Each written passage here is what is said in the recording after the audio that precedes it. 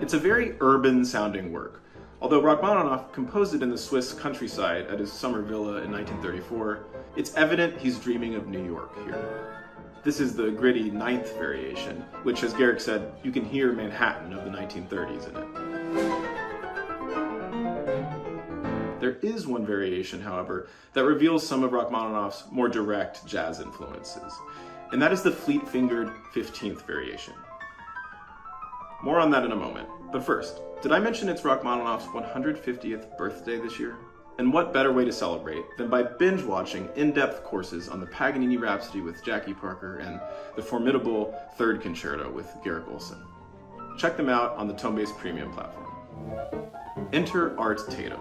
Rachmaninoff was one of many classical musicians of his era who heard Tatum perform, including Horwitz and the conductor Leopold Stokowski. Rachmaninoff reportedly said about Tatum, "If this man decided to play classical music, we're all in trouble."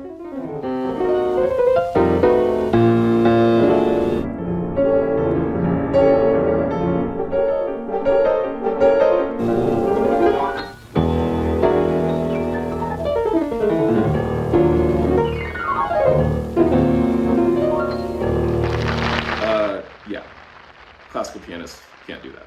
We can, however, pretend by trying to learn Rachmaninoff's 15th variation. For help on that, back to Jackie. Okay, so now we're at variation 15. This one's famous, rightfully so, for being very difficult to pull off. Easy to get tripped up, for sure. In case you're wondering where the inspiration for this came from, certainly one active theory that makes perfect sense to me. We know that Rachmaninoff loved jazz.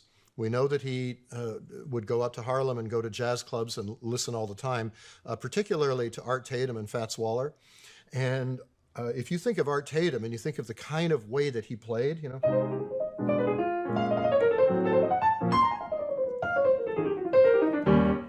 it kind of makes sense from that light finger technique to have something like this.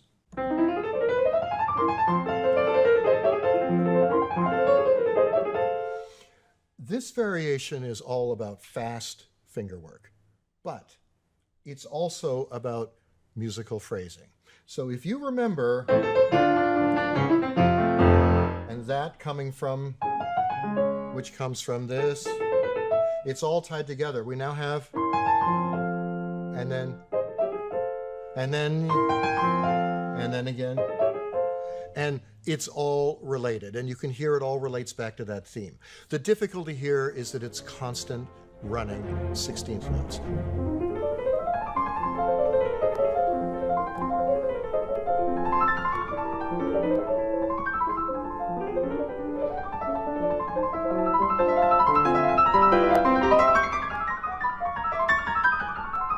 I remember the very first time that I learned this piece. It was sometime in the mid-'80s. I was about to go and perform it with the Winnipeg Symphony, my first time ever playing it. And I reserved time in the Steinway basement. It was the old basement on 57th Street where I could go in there sometimes for a couple hours. And there would be all these pianos around. It was a fantastic place to be. And I went down there with my friend Norman Krieger. And Norman was playing through the accompaniment and I was playing the solo part. And we got to this variation. And I said, "So how did that one sound?" And he said, "Well, it was too fast." And I said, "How could it be too fast? It's like fast-moving 16th notes." And he says, "Yeah, but where's the phrasing?" And I was so caught up in the idea that it's marked più vivo and it's got a scherzando marking, and I started to think, well, the whole point of this is that it's really, really fast. Well, yes, it does go fairly quickly, but you need to hear all that phrasing in there. You need to hear, and then this has to be parenthetical, and this as a kind of a reaction, and that kind of saying your main argument again, and this as another reaction, and then opening up and reacting, and opening up slightly less because it's one note shorter that you, and reacting. Then we have a pattern. Then we have an actual official hemiola pattern. That's very clear, 2, 2, 2 in the middle of 3, 4.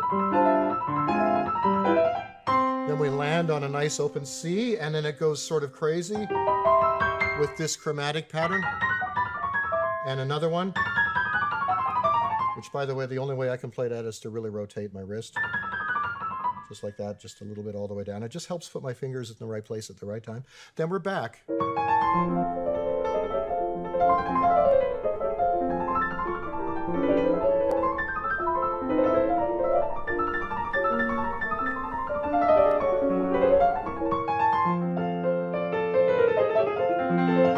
Then we have a really interesting variation in the accompaniment figure, which is different from all the other ones. This goes higher. And then we have not just another hemiola, but usually the point at which the conductor starts beating for the orchestra. Up until this point, the conductor's just kind of waiting for you to play all this stuff. The orchestra doesn't need to know. All the orchestra needs to know is the conductor always starts conducting 4 before rehearsal 40. I've heard 4 before 40 so many times it's kind of burned into my head that that's where it is. And it's a hemiola bar.